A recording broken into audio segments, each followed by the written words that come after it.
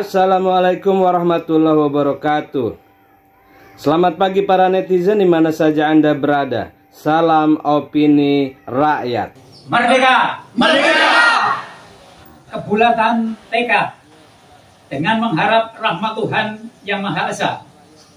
Kami yang tergabung dalam Sarasian Politik Surakarta setelah membaca buku Paradoks Indonesia tulisan Prabowo Subianto dan juga semangat juang yang muncul dalam berbagai pidatonya, antara lain 1.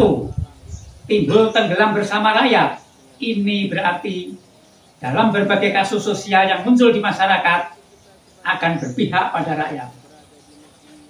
2. Memenuhi amanat konstitusi untuk melindungi segenap bangsa Indonesia dan seluruh tumpah darah Indonesia. Ini berarti tidak boleh ada penjajahan dan penggarungan wilayah oleh kekuatan asing maupun pengkhianat bangsa. 3. Membangun pemerintahan yang bersih, jujur, amanah, dan adil untuk kejayaan bangsa Indonesia. 4. Perang melawan koruptor tanpa pandang bulu. 5. Semangat akan membersihkan semua aparat Indonesia. Ini bukan berarti hanya masalah koruptor saja, akan tetapi juga para pengkhianat, pembusukan yang berada dalam lingkaran istana dan antek-antek negara asing. Sarasian Politik Surakarta meyakini apabila Bapak Prabowo Subianto benar-benar merealisasi kelima poin tersebut, maka rakyat yang cinta NKRI pasti akan memberikan supportnya. Sarasian Politik Surakarta menyampaikan kebulatan tekad sebagai berikut.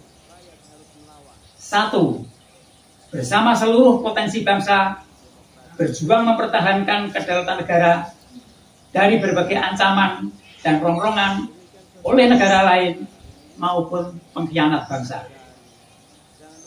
2. Tangkap dan adili Jokowi, keluarga dan kroninya yang sudah jelas merusak demokrasi, konstitusi, penyalahgunaan kekuasaan untuk kepentingan dan juga negara asing. 4. 3. Merebut kembali tanah-tanah rakyat yang dijajah dan diserobot oleh lagi kapital pengkhianat bangsa dan negara. 4. Mendukung penuh gerakan para aktivis di Jakarta yang membongkar kasus PIK 1, PIK 2 serta wilayah lainnya dan juga pemagaran laut.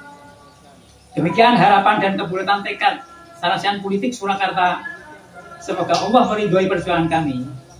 Solo, 26 Januari 2025. Merdeka! Merdeka! Joko Widodo. Jadi surat panggilan kepada Joko Widodo di Desa Sumber, daerah Solo sana juga sampai dan diterima. Tapi kita tahulah kalau si Raja Ngimbul itu pasti tidak datang. Ya. Tapi tetap kita panggil karena ini kewajiban kita sebagai warga negara memanggil seorang Jokowi lewat lembaga peradilan. Kalau saya panggil sendiri kan nggak bisa. Jangan sampai keduluan dipanggil malaikat pencabut nyawa.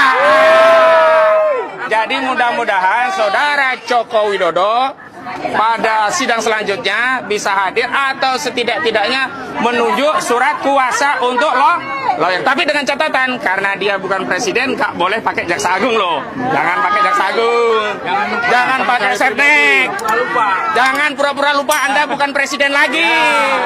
Jangan pura-pura lupa Anda ini sudah tidak punya kewenangan lagi. Tunjuk saja lawyer. Nah, baru kita pengen tahu siapa sih lawyernya Jokowi, gitu loh, ya. Siapa sih yang mau belain tukang bohong? Nah, siapa yang mau belain yang memberikan fasilitas PSN yang merugikan dan menyengsarakan rakyat Banten?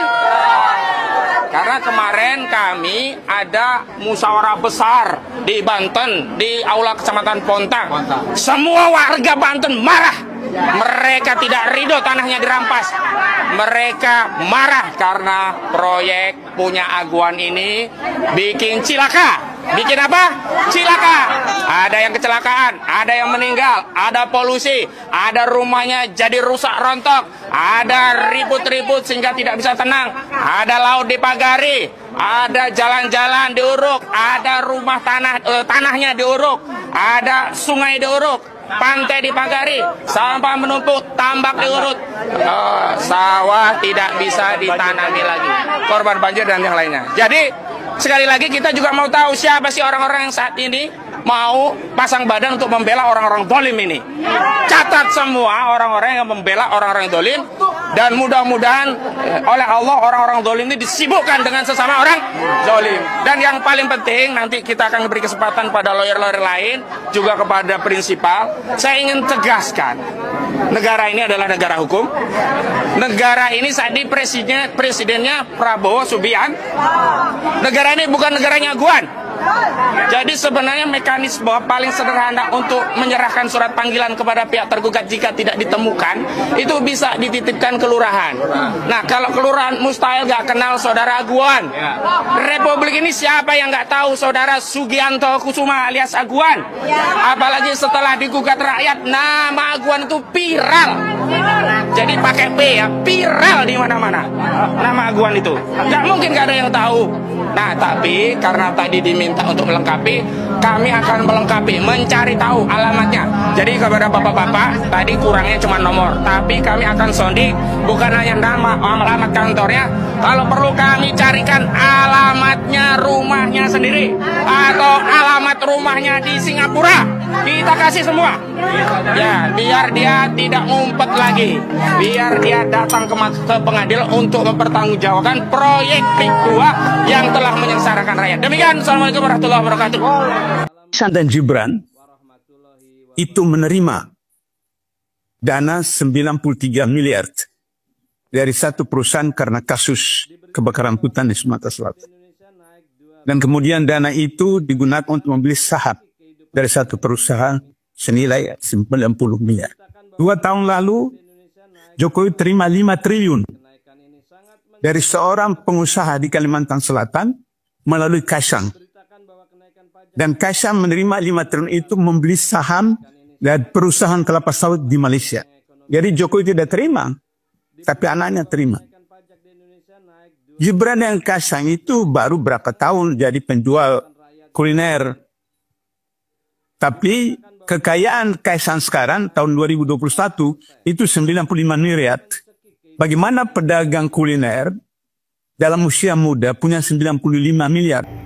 Demikian saudara, apa pendapat Anda? Silahkan ditulis di kolom komentar. Terima kasih telah menyaksikan video ini sampai selesai. Salam hormat. Wassalamualaikum warahmatullahi wabarakatuh.